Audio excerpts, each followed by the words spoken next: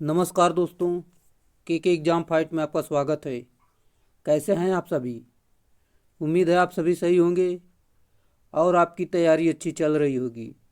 दोस्तों, आज हम इलेक्ट्रीशियन थ्योरी से कुछ महत्वपूर्ण प्रश्न लेकर आए हैं जो कि ये आपके किसी भी एग्ज़ाम के लिए महत्वपूर्ण साबित हो सकते हैं।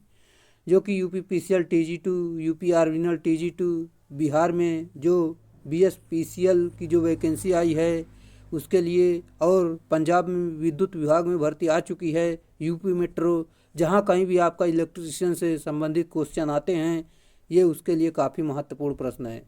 दोस्तों, ये प्रीवियस ईयर पूछे गए प्रश्न हैं जो कि इसमें व्याख्या सहित हम इसमें बात करेंगे। चलिए, आपका ज़्यादा टाइम न लेते इन प्रश्नों की शुरुआत करते हैं। उससे पहले आपसे रिक्वेस्ट है, अगर आप चैनल पर नए, चैनल को सब्सक्राइब कर लीजिए और अपने दोस्तों में शेयर जरूर करिए। वीडियो अच्छा लगे तो वीडियो को लाइक करना। चलिए, जैसे कि आज का हमारा प्रश्न है, विद्युत की गति कितनी होती है? आपको बताना है विद्युत की गति कितनी होती है। दोस्तों, इसमें आपको बताना है मील में कितनी होती है। मील में जो आपकी है एक 186, मतलब 186,000 मील प्रति सेकंड होती है, जो कि देख सकते हैं आप। अगर मीटर प्रति सेकंड देखना चाहें तो 3 × 10⁸ मीटर प्रति सेकंड होती है, जो कि इसको मील में कन्वर्ट किया गया, जो कि इतना आ गया। 1 मील बराबर आप जानते ही हैं 1600 मीटर होता है, जो कि 1 मीटर बराबर 1/1600 मील होगा। इस प्रकार यहाँ पर रख के मान आप मील में कन्वर्ट कर लेंगे, जो कि आपका इतना आ जाएगा। चलिए, अगले प्रश्न की तरफ चलते हैं, जो कि हमारा अगला प्रश्न दिया गया है, घरेलू उपकरण सामान्यतः इनमें से किस पर काम करने के लिए डिजाइन किए जाते हैं? सही उत्तर एसी आपूर्ति वोल्टेज में काम करने के लिए डिजाइन किए जाते हैं। चलिए, मैं आपको बता दूं, जो कि प्रत्यावर्ती धारा यानी अल्टरनेटर करंट, जो जिस विद्युत धारा का मान और दिशा एक नियत दर पर परिवर्तित होता रहता है, वह प्रत्यावर्ती धारा कहलाती है। इसका उपयोग घरेलू, औद्योगिक आदि क्षेत्रों में प्रकाश, ऊष्मा, ठंडक, यांत्रिक ऊर्जा आदि प्रदान करने वाले उपकरण को प्रचलित करने के लिए किया जाता है। अगला प्रश्न हमारा दिया गया है, जो कि जब विद्युत धारा धात्विक कंडक्टर से होकर गुजरती है तो तापमान किस कारण बढ़ जाता है? सही उत्तर चालक इलेक्ट्रॉनों और परमाणुओं के बीच टकराव के कारण बढ़ जाता है। जैसा कि जब विद्युत धारा धात्विक कंडक्टर से होकर गुजरती है तो धातुओं के धनात्मक ताप गुणांक यानी पॉजिटिव टेम्परेचर कॉफिशिएंट के कारण उनका ताप बढ़ जाते हैं। अतः इनमें चालक इलेक्ट्रॉनों और परमाणुओं के बीच टकराव के कारण होता है। अगला प्रश्न, एक परिपथ में प्रवाहित विद्युत धारा उत्पन्न करती है। सही उत्तर जो कि तापीय प्रभाव, रासायनिक प्रभाव, चुंबकीय प्रभाव, ये उपरोक्त सभी इसका सही उत्तर है। एक परिपथ में उपरोक्त सभी प्रकार की विद्युत धारा उत्पन्न की जा सकती है, जबकि तापीय प्रभाव जो कि हीटर में होती है, रासायनिक प्रभाव जो है बैटरी में होती है, तथा चुंबकीय प्रभाव जो है मशीन जो कि मोटर जैसी इसमें होती है। चलिए, अगला प्रश्न, चल रही ट्रेन में बैठे हुए एक व्यक्ति में डैश ऊर्जा होती है। सही उत्तर जो कि आपकी स्थितिज और गतिज दोनों ऊर्जा होती हैं। चल रही ट्रेन में बैठे हुए व्यक्ति में स्थितिज और गतिज ऊर्जा होती है। अगला प्रश्न हमारा दिया गया है, जैसे कि यदि एक प्राथमिक पक्ष HT यानी हाई टेंशन फ्यूज उड़ जाता है तो प्राथमिक डेल्टा परिपथ भी परिपथ हो जाएगा, जो डैश पर कार्य करने हेतु सक्षम होगा। इसका सही उत्तर आपका हो जाएगा, यहाँ पर मैं आपको बता दूँ, ऑप्शन नंबर सी, जो कि पूर्ण भार के 58% होगा। चलिए, यहाँ पर पूरी जानकारी देखते हैं जो कि दी गई है। यदि प्राथमिक पक्ष का हाई टेंशन फ्यूज गल जाता है तो प्राथमिक डेल्टा परिपथ विपरिपथ हो जाता है। यह 57.7% या 58% पूर्ण भार पर कार्य करेगा, जो कि वी कनेक्शन में शक्ति जो होती है डेल्टा कनेक्शन में शक्ति बटे √3 होता है इसका फार्मूला। अगला प्रश्न, डैश का ग्राइंडिंग करके टेम्पो को पुनः तेज किया जाता है। सही उत्तर जो कि बांसुरी को ग्राइंडिंग करके पुनः टेप किया जाता है। चलिए, जैसे कि बांसुरी को ग्राइंडिंग करके टेम्पो को पुनः तेज किया जाता है। अगला प्रश्न आपका दिया गया है, जो कि टैप्स काटने के लिए उपयोग होने वाले ऐसे उपकरण हैं जिनका इस्तेमाल डैश डैश काटने के लिए किया जाता है। सही उत्तर आंतरिक धागा थ्रेड्स का उपयोग किया जाता है। जैसे कि टैप्स काटने के लिए उपयोग होने वाले ऐसे उपकरण जिनका इस्तेमाल आंतरिक धागा यानी थ्रेड्स काटने के लिए किया जाता है। अगला प्रश्न, एक तार की मोटाई को डैश डैश का उपयोग करके मापा जा सकता है। सही उत्तर वायर गेज यानी तार गेज का उपयोग करके मापा जा सकता है। चलिए अगला प्रश्न आपका दिया गया जो कि यहाँ पर दिए गए परिपथ का आकलन करके बिंदुओं में P और Q के बीच समतुल्य प्रतिरोध ज्ञात करना है। चलिए यहाँ पर हम आपको बता दें, इसमें आपका प्रतिरोध ज्ञात करना है जो कि ये दोनों आपके सीरीज में है तो ये आपके जुड़ जाएंगे तो ये 6 2 8 हो जाएगा, 8 हो गया ये दोनों मिला के। फिर ये दो समांतर हमें हैं, समांतर का फार्मूला अगर समान प्रतिरोध है तो R/N होता है, R/N।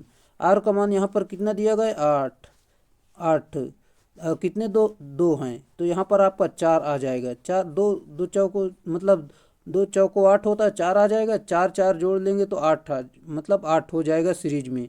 8 8 फिर इसे पैरेलल में जोड़ेंगे तो 8/2 यानी फिर इसका पूरा 4 आ जाएगा। 4 यहाँ पर पूरा मान 4 आ गए, यहाँ पर 4 आ गए। 4 आने के बाद फिर इनको समांतर में जोड़ लेंगे तो जो इस प्रकार जैसे कि समांतर में जोड़ेंगे तो यहाँ पर आप देख सकते हैं 1/6 प्लस 1/3। इस प्रकार हल करेंगे तो आप यहाँ पर देख सकते हैं यहाँ पर 2 यहाँ पर 6 रखेंगे तो यहाँ पर 2 आ जाएगा। यहाँ पर कितना है 4 4 2 6 यानी आपका यहाँ पर ऑप्शन नंबर ए सही उत्तर हो जाएगा, जो कि इस प्रकार आप समझ सकते हैं। चलिए जो कि यहाँ पर समझाया भी गया है, आप तो ये सिंपल सा सवाल है मैंने आपको बता दिया आसानी से। चलिए जो कि फिर भी वही सवाल है, यहाँ पर मैं आपको बता दूं ए और बी बिंदुओं के बीच का प्रभावी प्रतिरोध कितना होगा। यहाँ पर बताना है कि ए और बी के बीच प्रतिरोध कितना है। जैसे कि ये दोनों पैरेलल में जुड़े हुए हैं, दो रेजिस्टेंस है तो यहाँ पर इसका 1 हो जाएगा, जो कि यहाँ पर ये 3 1 हो जाएगा। ये 0.5 0.5 ये सभी सीरीज में जुड़ जाएंगे तो ये आधा आधा ये 1 हो जाएगा। 1 ये है तो 2 हो जाएगा, 2 के साथ पैरेलल में जोड़ेंगे तो यहाँ पर 1 हो जाएगा, यानी ऑप्शन नंबर बी सही उत्तर होगा। उम्मीद है आपको समझ में आया होगा। अगला प्रश्न, निम्न में से कौन सा ऋणात्मक तापमान गुणांक पदार्थ का एक उदाहरण है। सही उत्तर अभ्रक जो है तापमान ऋणात्मक ताप गुणांक होता है। चलिए यहाँ पर पूरी जानकारी मैं आपको बताता हूँ, जो कि अभ्रक एक विद्युत रोधी यानी इंसुलेटर है, पदार्थ है और इसका तापमान गुणांक ऋणात्मक होता है। चूँकि अतिचालकों यानी इंसुलेटर का प्रतिरोध तापमान गुणांक ऋणात्मक होता है, इसी कारण से अचालक का ताप बढ़ाने पर इनका प्रतिरोध घटता है। और मैं आपको बता दूं जैसे कि जिंक, तांबा धातुएं और नाइक्रोम एक मिश्र धातु है और इन सब का प्रतिरोध ताप गुणांक धनात्मक होता है। चलिए अगला प्रश्न यहाँ पर दिया गया है, जो कि यहाँ पर मैं आपको बता दूं तांबे के परमाणु में कितने इलेक्ट्रॉन होते हैं। सभी को पता है जो कि 29 इलेक्ट्रॉन होते हैं। इसकी जो संयोजी इलेक्ट्रॉन होता है वो 1 होता है, ये कॉपर का होता है, जो कि आपको पता होना चाहिए। चलिए तांबा का परमाणु क्रमांक 29 होता है और एक नाभिक परमाणु नाभिक के में उपस्थित प्रोटॉन की संख्या को परमाणु क्रमांक कहते हैं, जो कि कॉपर का परमाणु क्रमांक होता है 29। किसी भी उदासीन परमाणु हेतु इलेक्ट्रॉन की संख्या प्रोटॉन की संख्या के बराबर होती है। जैसे कि इलेक्ट्रॉन नाभिक के बाहर ऑर्बिटल में चक्कर लगाते हैं। अगला प्रश्न, संवाहक पदार्थ की तुलना में विसंवाहक पदार्थ में डैश डैश होती है। सही उत्तर उच्च प्रतिरोधकता और निम्न चालकता होती है। जैसे कि यहाँ पर मैं आपको बता दूं संवाहक पदार्थ यानी कंडक्टिंग मटेरियल की तुलना में विसंवाहक पदार्थ यानी इंसुलेटिंग मटेरियल की प्रतिरोधकता उच्च और चालकता निम्न होती है। वे पदार्थ जिनमें धारा आसानी से प्रवाहित होती है और उनका प्रतिरोध ताप गुणांक धनात्मक होता है चालक पदार्थ कहलाते हैं। जैसे कि चांदी हो गई आपकी, कॉपर हो गया, निकिल हो गया आदि होते हैं। वे पदार्थ जिसमें धारा का प्रवाह नहीं हो सकता है और उनका प्रतिरोध ताप गुणांक ऋणात्मक होता है, वे अचालक यानी इंसुलेटर कहलाते हैं। जैसा कि आपका उदाहरण के लिए माइका ले सकते हैं, पेपर, लकड़ी इत्यादि होता है। अगला प्रश्न, एक सेमीकंडक्टर की प्रतिरोधकता डैश डैश होती है। सही उत्तर कंडक्टर और इंसुलेटर के बीच होती है, यानी अर्धचालक की चालकता आपको बताना पूछ रहा है। जैसे कि एक अर्धचालक यानी सेमीकंडक्टर की प्रतिरोधकता यानी रजिस्टिविटी चालक कंडक्टर और अर्धचालक यानी इंसुलेटर के मध्य होती है।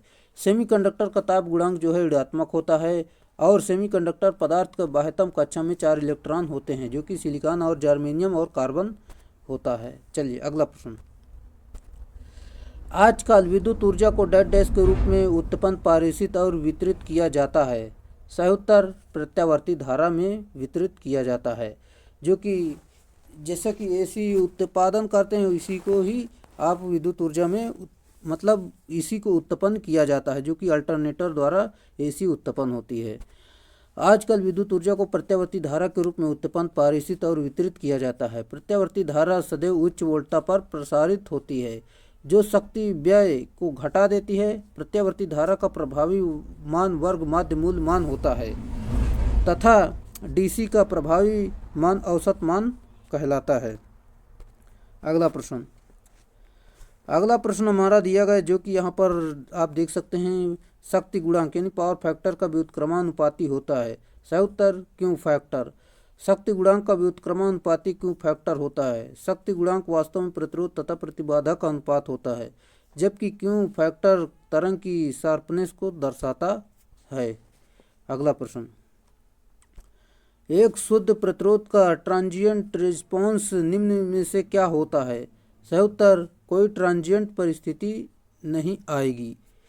चलिए यहाँ पर मैं आपको बता दूं, एक शुद्ध प्रतिरोधी का ट्रांजिएंट रिस्पॉन्स में किसी प्रकार की ट्रांजिट परिस्थिति नहीं आएगी, क्योंकि एक शुद्ध परिपथ में किसी भी प्रकार की ऊर्जा स्टोरिंग एलिमेंट जो है जैसे कि एलवासी नहीं होता है। साथ ही यह अवयव केवल परिपथ में शक्ति खपत हेतु उत्तरदायी होता है, जहाँ ट्रांजिएंट स्थिर समय के बाद अर्थात स्टेडी स्टेज से पूर्व की घटना होती है। अगला प्रश्न, डैश डैश में चोक को प्रतिरोधक के रूप में प्रयोग किया जाता है। सही उत्तर एसी परिपथ को चोक के प्रतिरोधक के रूप में उपयोग किया जाता है। केवल एसी परिपथ में चोक को प्रतिरोधक के रूप में प्रयोग किया जाता है, यह आपको जरूर याद रखना है। अगला प्रश्न, एसी के शिखर और आरएमएस मान के अनुपात को क्या कहते हैं। सही उत्तर जो कि पीक फैक्टर कहते हैं। पीक फैक्टर बराबर आपका फार्मूला होता है अधिकतम मान बटे आरएमएस मान एवं ज्या तरंग, वर्ग तरंग एवं ट्राइंगुलर तरंग। यह मान क्रमशः जो कि यहाँ पर देख सकते हैं, ज्या तरंग का आपका यानी साइनोसॉइडल का 1.414 होता है, जो कि यहाँ पर आपको मैं बता दूँ वर्ग तरंग का 1 होता है, और ट्राइंगुलर यानी त्रिभुजाकार का यहाँ पर देख सकते हैं 1.732 होता है, यानी √3 जो होता है मान।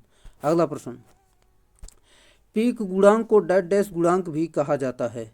सही उत्तर एम्पलीट्यूड कहा जाता है।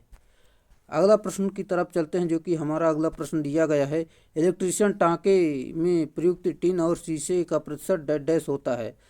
ये तो सभी को पता होना चाहिए, जो कि टिन जो होता है 60% और शीशा जो होता है 40% होता है। जैसे कि यहाँ पर इलेक्ट्रीशियन टाँके सोल्डर 2 प्रकार के होते हैं, जो कि मुलायम टाँका यानी सॉफ्ट सोल्डर और दूसरा हार्ड सोल्डर होता है।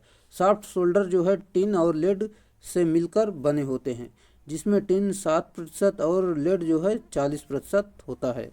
अगला प्रश्न, निम्नलिखित परिपथ के संबंध में सही कथन आपको बताना है। चलिए इसको देखना है, डायग्राम को आपको इसमें बताना है कौन सा सही कथन है। जैसा कि यहाँ पर मैं आपको बता दूं, जो कि यहाँ पर D1 और D2 दोनों आप हैं, ये आपका बिल्कुल सही है। जो कि यहाँ पर देख सकते हैं D1 और D2 यहाँ पर इस दोनों आप दिए गए हैं। चलिए यहाँ पर आप समझ सकते हैं, जो कि इस प्रकार है। प्रश्न में डायोड में D1 फॉरवर्ड में तथा डायोड D2 जो है रिवर्स बायस में है, अतः D1 ऑन और डायोड D2 जो है ऑफ होगा, जो कि इस प्रकार दिया गया है। इस प्रकार यहाँ पर देख सकते हैं इसका पूरा मान। चलिए हम अगले प्रश्न की तरफ चलते हैं। इलेक्ट्रोड पर मुक्त आयनों का द्रव्यमान क्या होगा? सही उत्तर जो कि बिजली की मात्रा के सीधे समानुपाती होगा। अगला प्रश्न, जब बैटरी को बहुत कम दर से आवेशित किया जाता है तो बैटरी को आवेशित करने की विधि को डेड डैश कहा जाता है। सही उत्तर जो कि ट्रिकल चार्जिंग कहते हैं, यानी मंद गति आवेशन विधि इसे कहते हैं। चलिए पूरी व्याख्या हम आपको बताते हैं। जब बैटरी को बहुत कम दर से आवेशित किया जाता है तो बैटरी को आवेशित करने की विधि ट्रिकल चार्जिंग या मध्य स्थिति आवेशन विधि कहलाती है, क्योंकि हमें ज्ञात है बैटरी को लंबे समय तक डिस्चार्जिंग में रखना उसमें प्रयुक्त इलेक्ट्रोलाइट को सुखा देता है। बैटरी को पूर्णतः ताज़ा रखने के लिए उद्देश्य से कम धारा को अधिक समय तक रखकर इस प्रकार की आवेशन क्रिया की जाती है। अगला प्रश्न हमारा दिया गया है, जैसे कि सल्फेट बैटरी का चार्जिंग उत्पन्न करता है। सही उत्तर ज़्यादा ऊष्मा उत्पन्न करता है। चलिए, जैसे कि सल्फेटेड बैटरी का चार्जिंग ज़्यादा ऊष्मा उत्पन्न करता है, जहाँ सल्फेटेड बैटरी का तात्पर्य लेड एसिड बैटरी से है। इस बैटरी में इलेक्ट्रोलाइट के रूप में सल्फ्यूरिक एसिड का प्रयोग किया जाता है। इस सेल में धनात्मक तथा ऋणात्मक प्लेट जो कि लेड सल्फेट तथा स्पंजी लेड की होती है। साथ ही ऋणात्मक प्लेटों की संख्या धनात्मक से एक अधिक रखी जाती है। अगला प्रश्न, बैटरी डिस्चार्जिंग होने के बाद प्लेट्स का रंग होता है। सही उत्तर जो कि भूरा हो जाता है। चलिए, जो कि बैटरी डिस्चार्जिंग होने के बाद प्लेटों का रंग भूरा हो जाता है, जबकि चार्जिंग की अवस्था में धनात्मक प्लेट का रंग चॉकलेटी तथा ऋणात्मक प्लेट का रंग जो है हल्का भूरा होता है। अगला प्रश्न, लेड एसिड बैटरी की स्थिति क्या है अगर हाइड्रोमीटर के विशिष्ट गुरुत्व का पठन जो है 1.22 दिखाता है? सही उत्तर 60% चार्ज है, ये सही उत्तर है। जो कि पूर्ण चार्ज अवस्था जब विद्युत वाहक अपघट्य का आवेशित घनत्व लगभग 1.28 होता है तो अर्ध चार्ज अवस्था होती है, और जब विद्युत अपघट्य का आपतित घनत्व 1.20 होता है तो यह 1.22 पर लेड एसिड बैटरी की लगभग 60% चार्ज होती है। चलिए अगले प्रश्न की तरफ चलते हैं, जो कि हमारा अगला प्रश्न दिया गया है। यहाँ पर हाइड्रोमीटर में 1.26 दिखाते वक्त लेड एसिड बैटरी की स्थिति कैसी है? सही उत्तर जो कि पूर्णतः आवेशित यानी पूरी तरह चार्ज है। हाइड्रोमीटर में 1.26 लगभग पूर्ण चार्ज अवस्था को दर्शाता है, जबकि बैटरी चार्जिंग में शंट जनित्र प्रयुक्त किया जाता है, और जब विद्युत अपघट्य में आपेक्षिक घनत्व का मान 1.25 से अधिक 1.28 होता है तो बैटरी पूर्णतः आवेशित यानी पूर्णतः चार्ज अवस्था में होती है। विद्युत अपघट्य के सापेक्षिक घनत्व का मान 1.20 से 1.23 पर होने पर तो बैटरी अर्ध आवेशित अवस्था, तथा जब विद्युत अपघट्य के अपेक्षित घनत्व का मान 1.18 से कम होने पर बैटरी पूर्णतः डिस्चार्ज अवस्था में होती है।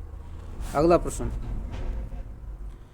प्रश्न आपका दिया गया है, जो कि वेस्टर्न कैडमियम सेल है। सही उत्तर जो कि प्राथमिक सेल होता है। चलिए देखते हैं यहाँ पर, जो कि वेस्टर्न कैडमियम सेल एक प्राथमिक सेल कहलाता है।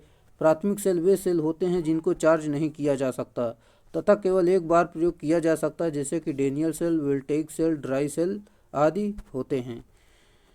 द्वितीयक सेल वह सेल होता है जिनको चार्ज करके फिर से प्रयोग किया जा सकता है। इस सेल में केमिकल एक्शन रिवर्सेबल होता है, यानी रासायनिक होता है, यानी चार्ज भी कर सकते हैं डिस्चार्ज भी कर सकते हैं, जैसे lead acid cell, nickel iron cell आदि होते हैं। अगला प्रश्न हमारा दिया गया है, जो कि जब एक विलयन में विद्युत धारा गुजरती है तो डेड डैश प्रभाव उत्पन्न करता है। सही उत्तर आपका हो जाएगा, जो कि यहाँ पर ऑप्शन नंबर डी रासायनिक प्रभाव उत्पन्न करती है। जब एक किसी अम्लीय या अकार्बनिक विलयन में विद्युत धारा प्रवाहित की जाती है तो विलयन में घुले पदार्थ अपने अवयवों यानी धनात्मक एवं ऋणात्मक में विभक्त हो जाते हैं। यह प्रक्रिया विद्युत या रासायनिक प्रभाव कहलाती है। इस प्रभाव का उपयोग सेल इलेक्ट्रोप्लेटिंग, धातु निष्कर्षण आदि में किया जाता है। चलिए अगला प्रश्न हमारा दिया गया है जो कि धनात्मक विद्युताग्र यानी इलेक्ट्रोड को क्या कहा जाता है। सही उत्तर एनोड कहते हैं। धनात्मक इलेक्ट्रोड को एनोड तथा ऋणात्मक इलेक्ट्रोड को कैथोड कहा जाता है। अगला प्रश्न, एक तरल पदार्थ यानी लिक्विड जो डेड डैश के बहाव के कारण विद्युत धारा प्रवाहित करता है उसे विद्युत अपघट्य यानी इलेक्ट्रोलाइट कहा जाता है। सही उत्तर आयनों को बहाव को कारण विद्युत धारा प्रवाहित होता है, इसे विद्युत अपघट्य यानी इलेक्ट्रोलाइट कहा जाता है। जो कि वह तरल पदार्थ जो आयनों यानी धनायन तथा ऋणायन के बहाव के कारण विद्युत धारा प्रवाहित करता है उसे विद्युत अपघट्य यानी इलेक्ट्रोलाइट कहा जाता है। अगला प्रश्न, कॉपर इलेक्ट्रोडों का प्रयोग करके कॉपर सल्फेट जलीय घोल के विद्युत अपघट्य से मिलता है। सही उत्तर कैथोड पर हाइड्रोजन और एनोड पर ऑक्सीजन मिलता है। अगला प्रश्न, निम्नलिखित में से कौन सा निर्माता के लिए BIS का लाभ है। सही उत्तर बाजारों में उत्पादों की बेहतर छवि, ये आपका BIS का लाभ होता है। चलिए, जो कि BIS का जो पूरा नाम है तो है ब्यूरो ऑफ इंडियन स्टैंडर्ड होता है। यही भारत के मानक निर्धारण करने वाली संस्था है। यह उपभोक्ता मामलों, खाद्य एवं सार्वजनिक वितरण मंत्रालय के अधीन कार्य करती है। यह बाजारों में बेहतर छवि के उत्पादन लाने का कार्य करती है। इस संस्था को 23 दिसंबर 1986 ईस्वी में नई दिल्ली में स्थापित किया गया। चलिए दोस्तों, अगर दोस्तों आपको वीडियो तनिक भी अच्छा लग रहा है तो वीडियो को लाइक कर दें और अपने दोस्तों में शेयर ज़रूर कर दें, क्योंकि दोस्तों इस समय बहुत सारी वैकेंसियां चल रही हैं जो कि बिहार में, पंजाब में, महाराष्ट्र में, मध्य प्रदेश में और यहाँ पर यूपी में मेट्रो की भर्ती आ चुकी है। आप अगर अच्छे से तैयारी कर रहे हैं तो आपका सिलेक्शन होना निश्चित है। सेल में जो कि बोकारो में आई हुई है, ऑलरेडी सेल का एग्ज़ाम 2 का जैसे कि इसको का हो गया है, राउरकेला का एग्ज़ाम हो चुका है, जो कि काफ़ी आसान क्वेश्चन पूछे जाते हैं, इससे बाहर आपके क्वेश्चन नहीं जाएंगे। दुर्गापुर का एग्ज़ाम होने वाला है। ये सारी जानकारी मैं आपको देता रहता हूँ, इसलिए आप हमारे चैनल को सब्सक्राइब ज़रूर कर लें। और वीडियो उम्मीद है आपको पसंद आ रहा होगा। अगर पसंद आ रहा है तो वीडियो को लाइक ज़रूर कर दें। चलिए, अगला प्रश्न हमारा दिया गया है, 5S अवधारणा का दूसरा चरण क्या है। सही उत्तर आपको बताना है इसका दूसरा चरण क्या है। सही उत्तर हो जाएगा जो कि सिस्टमेटिक अरेंजमेंट यानी क्रमबद्ध व्यवस्था, इसका सही उत्तर है। चलिए, पूरी जानकारी मैं आपको बताता हूँ।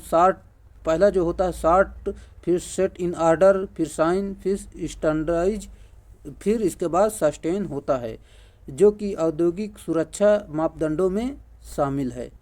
अगला प्रश्न, 5S डेड डैश में प्रयुक्त होने वाला सिस्टम है। सही उत्तर हाउस कीपिंग संबंधी कार्यों में होता है। चलिए, जो कि 5S हाउस कीपिंग संबंधित कार्यों में प्रयुक्त होने वाला सिस्टम है, जिसका पूरा विस्तार जो है सेट इन ऑर्डर और साइन, स्टैंडर्डाइजेशन, सस्टेन होता है। साथ ही हाउस कीपिंग के से संबंधित एक अन्य टर्म 5SES का पूर्व विस्तार जो होता है एजुकेशन, इनकरेजमेंट, इन्फोर्समेंट, इंजीनियरिंग तथा इवोल्यूशन होता है। ये सारे आप जरूर याद रखें। और दोस्तों इसको आप हल्के मत लीजिएगा, क्योंकि ये सवाल आपके एग्ज़ाम में पूछे जाते हैं, इनको क्रम से जरूर याद रखें। अगला प्रश्न, विद्युत उपकरण और मशीनरी पर BIS चिन्ह डेड डैश प्रकार के मानकों के अनुपालन को इंगित करता है। सही उत्तर राष्ट्रीय गुणवत्ता मानक को इंगित करता है। अगला प्रश्न, राष्ट्रीय विद्युत संहिता 2011 की किस धारा में विद्युत कार्य सुरक्षा प्रक्रिया और पद्धति संबंधी दिशा निर्देश शामिल है। सही उत्तर धारा 19 है। चलिए, जैसा कि राष्ट्रीय विद्युत धारा संहिता 2011 के भाग 1 में सेक्शन में 19 में विद्युत कार्य से संबंधित सुरक्षा का प्रावधान दिया गया है। अगला प्रश्न आपको दिया गया है, सुरक्षा कार्यक्रम मानकों के संबंध में निम्न में से कौन सा सही है। यहाँ पर आपका जो है जो कि 5ES ये आपका बिल्कुल सही है। चलिए, अगला प्रश्न, स्थिर विद्युत चार्ज वाले क्षेत्र में डेड डैश होता है। सही उत्तर जो कि विद्युत क्षेत्र होता है। चलिए, यहाँ पर इसकी पूरी व्याख्या देखते हैं, जो कि स्थिर विद्युत चार्ज वाले क्षेत्र में विद्युत क्षेत्र यानी इलेक्ट्रिक फील्ड होता है। किसी चार्ज के आसपास का माध्यम सदैव किसी प्रतिबल के अधीन होता है।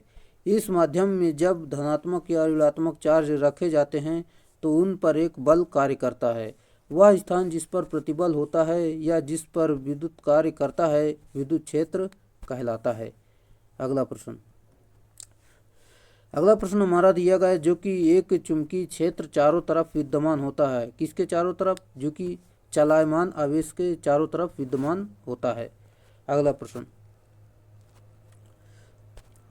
चुंबकत्व संबंधित गॉस के नियमानुसार किसी बंद पृष्ठ से गुजरने वाला कुल चुंबकीय फ्लक्स हमेशा डैश होता है। सही उत्तर जो कि 0 होता है। चलिए, जैसे कि चुंबकत्व संबंधित गॉस के नियमानुसार किसी बंद पृष्ठ में से गुजरने वाला चुंबकीय फ्लक्स हमेशा जो है 0 होता है।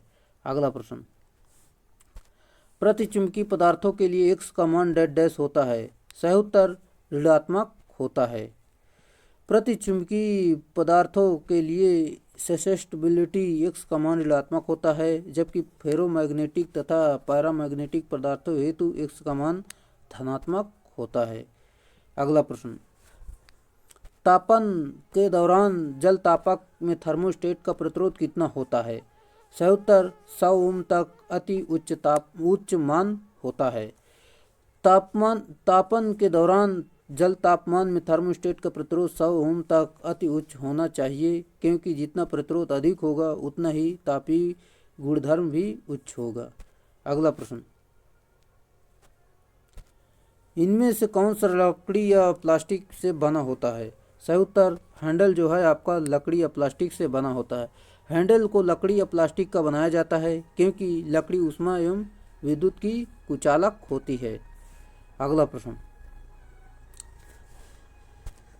एक इलेक्ट्रिकल आयरन की एकमात्र प्लेट किससे बनी होती है? सही उत्तर जो कि कच्चा लोहा से बनी होती है। चलिए, यहाँ पर मैं आपको बता दूं, जो कि एक इलेक्ट्रिकल आयरन की प्लेट कच्चे लोहे की बनी होती है। हीटिंग एलिमेंट के ऊपर एस्बेस्टॉस की एक त्रिभुजाकार शीट रखकर यह प्लेट रखी जाती है। अगला प्रश्न, एक विद्युत चालित इस्त्री यानी इलेक्ट्रिक आयरन की बेस प्लेट यानी तली में ऊष्मा किस प्रकार वितरित की जाती है? सही उत्तर चालन इसका सही उत्तर है। चलिए, जो कि एक विद्युत चालित इस्त्री की बेस प्लेट में ऊष्मा चालन के माध्यम से वितरित होती है, जो कि चालन में आपका जो है ठोस तथा पारे में ऊष्मा संचरण के चालन द्वारा होता है। संवहन जो कि गैसों एवं द्रवों में संवहन होता है, और विकिरण जो है विकिरण के द्वारा ऊष्मा संचरण निर्वात में होता है। अगला प्रश्न हमारा दिया गया, जैसा कि मैं आपको बता दूं, स्टीम आयरन में प्रयुक्त हीटिंग एलिमेंट निम्नलिखित में से कौन सा है? सही उत्तर माइका प्रेस टंगस्टन स्ट्रिप होता है। चलिए, जो कि माइका विद्युत का कुचालक होता है परंतु ऊष्मा का चालक होता है, इसलिए स्टीम आयरन में प्रयुक्त हीटिंग एलिमेंट में माइका टंगस्टन स्ट्रिप का प्रयोग किया जाता है। अगला प्रश्न हमारा दिया गया है, जैसे कि एक इलेक्ट्रिक आयरन 2 पिन सॉकेट से बिजली की सप्लाई हो रही है, और यदि एलिमेंट कर संपर्क इलेक्ट्रिक आयरन की बॉडी से हो जाए तब क्या होगा? सही उत्तर जो कि इसका ऊष्मन जो है प्रभाव वही रहेगा। चलिए, एक इलेक्ट्रिक आयरन को 2 पिन सॉकेट से बिजली की सप्लाई हो रही है, और यदि एलिमेंट कर संपर्क इलेक्ट्रिक आयरन की बॉडी से हो जाए तब ऊष्मा प्रभाव वही रहेगा। अगला प्रश्न हमारा दिया गया, वास्तविक शक्ति ज्ञात करने के लिए आभासी शक्ति को डैश को गुणा करते हैं। सही उत्तर जो कि शक्ति गुणक यानी पावर फैक्टर का हम गुणा करते हैं। वास्तविक शक्ति आपकी होती है जो कि केवीए गुणे cos फाई होता है। प्रतिघाती शक्ति आपकी होता है जो कि प्रतिघाती शक्ति होती है केवीए आर, जो कि इसका केवीए गुणे साइन फाई होता है। cos फाई KW अपान केवीए होता है। साइन फाई देख सकते हैं यहाँ पर केवीए आर अपान केवीए होता है। अगला प्रश्न, स्टार डेल्टा स्टार्ट मोटर में प्रयुक्त स्टार्टर करंट होती है, यानी प्रवर्तन धारा यानी स्टार्टिंग करंट होती है। सही उत्तर जो कि मूल की तुलना में लगभग 1/3 गुना कम होती है, जो कि इस प्रकार आप देख सकते हैं जैसे कि यहाँ पर दिया गया है। चलिए हम अगले प्रश्न की तरफ चलते हैं, जो कि हमारा अगला प्रश्न है। यदि एक 10 ओम के प्रतिरोध को 1 माइक्रोफैरड के संधारित्र 230 वोल्ट और 50 हर्ट्ज एसी आपूर्ति से संयोजित किया जाता है तो परिपथ का धारिती प्रतिघात कितना होगा। चलिए इसे सॉल्व करते हैं, जो कि आपका फैरड यानी धारिता आपको दी गई है और फ्रीक्वेंसी दी गई है, रेजिस्टेंस दिया गया है, वोल्टेज दिया गया है। फार्मूला आपका होता है जो कि यहाँ पर मैं आपको बता दूँ, जो कि XC बराबर 1/2 पाई FC। यहाँ पर XC का मान निकालेंगे, फिर इसके बाद दोस्तों इसे पूरा मान रख के सॉल्व कर लेंगे तो आपका यहाँ पर XC का मान 3184 ओम आ जाएगा, जो कि हम यहाँ पर आपका जो कि यहाँ पर मैं आपको बता दूं ऑप्शन नंबर डी इसके पास बिल्कुल सही उत्तर है, यानी धारिती प्रतिघात आपका 3183 सही उत्तर हो जाएगा। चलिए अगला प्रश्न हमारा दिया गया है, जैसे कि दिए गए आंकड़े में संबंधित जोड़ की पहचान करना है आपको, इस बताना है आपको ये कौन सा जोड़ है। सही उत्तर प्लेन टाइप जोड़ होता है ये। अगला प्रश्न, इस जोड़ का नाम बताना है ये कौन सा जोड़ है। सही उत्तर डबल क्रॉस टाइप जोड़ ये दिया गया है। चलिए डबल क्रॉस टाइप जोड़, यह जोड़ सरल अंतर निष्कासनों प्लेन टाइप जोड़ का संयोजन होता है। अगला प्रश्न हमारा इस प्रकार है, जो कि मैं आपको बता दूं, निम्नलिखित में से कौन इस प्रकार के जोड़ के उपयोग को प्रदर्शित करता है। सही उत्तर आपका हो जाएगा जो कि बड़े एकल कंडक्टरों में जहां अच्छी अपीयरेंस और कंपेटेंस का पर विचार किया जाता है। चलिए जो कि जैसा कि यहाँ पर दिया गया प्रदर्शित जोड़ स्कारपट जोड़, इसका उपयोग बड़े एकल चालकों में किया जाता है जहां उत्तम प्रदर्शन यानी अपीयरेंस और कंपेंसेटेड मुक्त होता है। अगला प्रश्न, सीधे ज्वाइंट यानी जोड़ों के चालक की लंबाई बढ़ाने के लिए किस प्रकार के जोड़ का प्रयोग किया जाता है। सही उत्तर वेस्टर्न यूनियन ज्वाइंट का प्रयोग हम करते हैं, जो कि वेस्टर्न यूनियन ज्वाइंट इस जोड़ का उपयोग सर्वोपरि लाइन की तार को लंबाई के विस्तार के लिए किया जाता है जहां कुछ सीमा तक तन्य दाब लगाया जाता है। अगला प्रश्न, डेड डैश जोड़ को एक वायर नट द्वारा बदल दिया जाता है। सही उत्तर रेड टेल जोड़ को एक वायर और नट द्वारा बदल दिया जाता है। जैसे कि रेड टेल जोड़ को एक वायर नट द्वारा बदल दिया जाता है और इसका उपयोग उन स्थितियों में होता है जहां चालकों पर कोई आंतरिक प्रतिबल नहीं होता है, जैसे कि सीधा बॉक्स होता है, संधि बॉक्स होता है, सीधा बॉक्स नहीं। अगला प्रश्न, वितरण ट्रांसफार्मर का द्वितीयक पक्ष को भूयोजन कर दिया जाता है तो क्या होगा। सही उत्तर आपका हो जाएगा, जैसे कि मैं यहाँ पर आपको बता दूं, क्योंकि धरती मशीन और मानव जीवन को सुरक्षा प्रदान करता है। चलिए इसकी पूरी व्याख्या जानते हैं, जो कि वितरण ट्रांसफार्मर के द्वितीयक पक्ष का भूयोजन कर दिया जाता है तो क्योंकि धरती मशीन और मानव जीवन की सुरक्षा प्रदान करती है।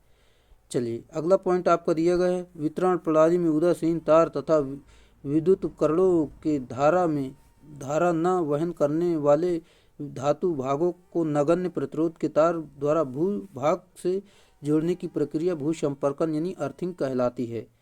चलिए अगला पॉइंट है, अर्थिंग का प्रतिरोध नमी व स्थान के अनुसार बदलता रहता है। आदर्श स्थिति में अर्थिंग का प्रतिरोध 0 होता है, लेकिन प्रभावी भू प्रतिरोध निम्न होता है।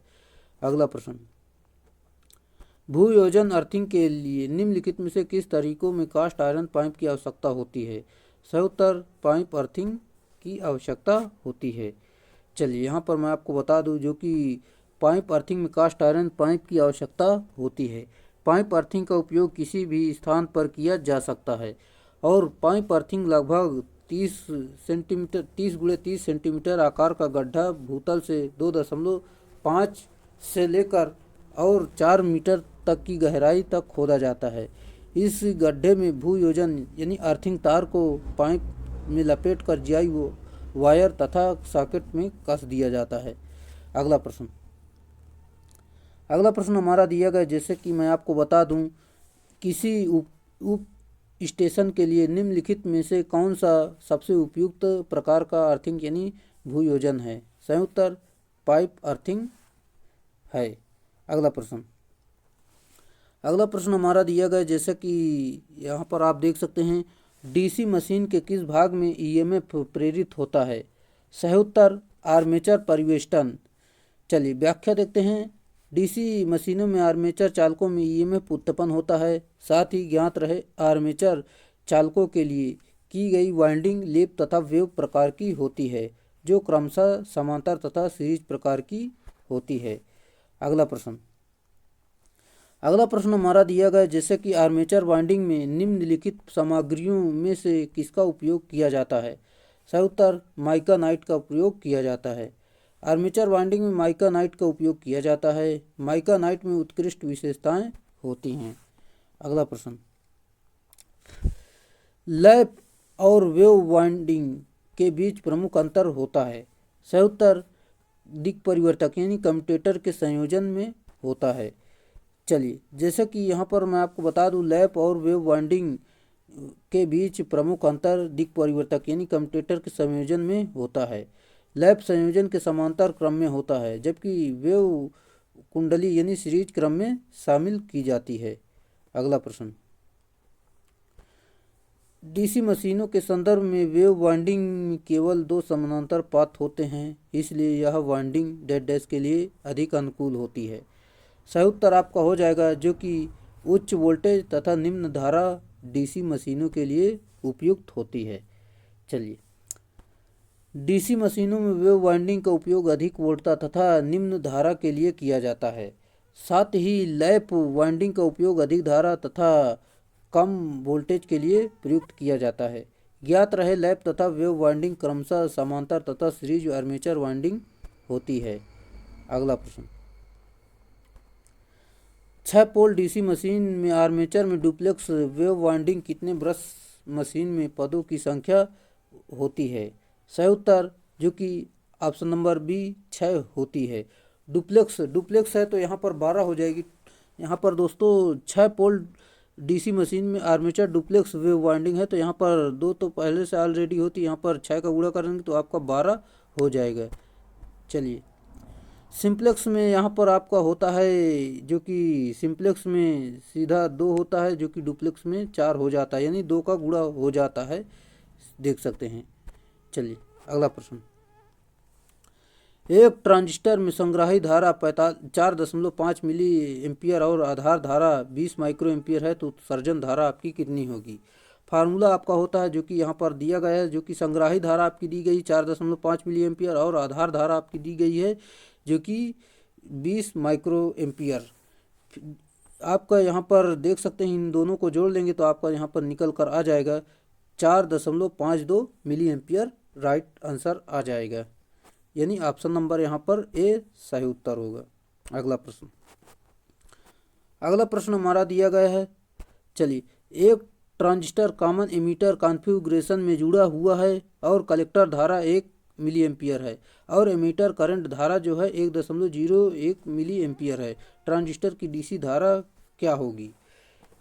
इसे सॉल्व करेंगे, जो कि हमने अभी आपको फार्मूला बताया है, जो कि यहाँ पर देख सकते हैं, पूरा मान यहाँ पर दिया गया है। इस फार्मूले पर आपको मान रखना है, जो कि बीटा बराबर यहाँ पर IC/IB यहाँ पर रख देंगे, मान सॉल्व कर लेंगे तो आपका 100 यहाँ पर ऑप्शन नंबर सी उत्तर आ जाएगा। अगला प्रश्न हमारा दिया गया, जो कि इस प्रकार है, जैसे कि मैं आपको बता दूं, ट्रांजिस्टर में संग्राही धारा और उत्सर्जन धारा का अनुपात 0.99 है। संग्राही धारा और आधार धारा का अनुपात कितना होगा? सही उत्तर आपका हो जाएगा, सॉल्व करेंगे, जो कि यहाँ पर जैसे कि इस प्रकार सॉल्व करेंगे तो आपका उत्तर 99 आ जाएगा, जैसे कि मैं आपको फार्मूला दिखा देता हूँ। चलिए, इस प्रकार सॉल्व करना है आपको। चलिए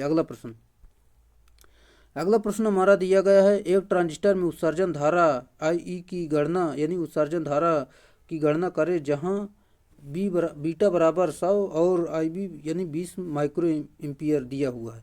तो फार्मूले पर मान रखना है, सिंपल सा पूरा मान दिया गया है, फार्मूले पर मान रखेंगे, जो कि यहाँ पर IC बराबर फार्मूला होता है बीटा इंटू IB। यहाँ पर बेस धारा, ये बीटा इंटू बेस धारा, यहाँ पर मान रख के गुणा कर देंगे, आपका 2000 यहाँ पर आ जाएगा, यानी आपका यहाँ पर उत्तर निकल कर आ जाएगा।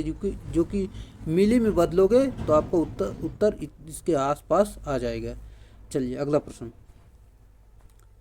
अगला प्रश्न हमारा दिया गया है, जैसे कि मोटर की क्रियाशीलता के लिए आर्मेचर में उत्पन्न पावर घूर्णक हानि बराबर है, किसके बराबर है?